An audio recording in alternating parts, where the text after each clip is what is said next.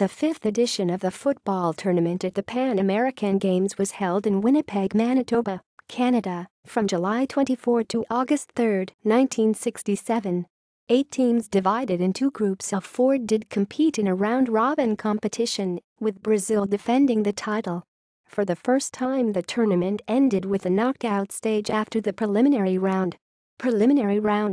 Group A won. The match was abandoned in the 82nd minute, with Mexico leading 3-0 after Colombia had 4 players sent off as a result of a brawl.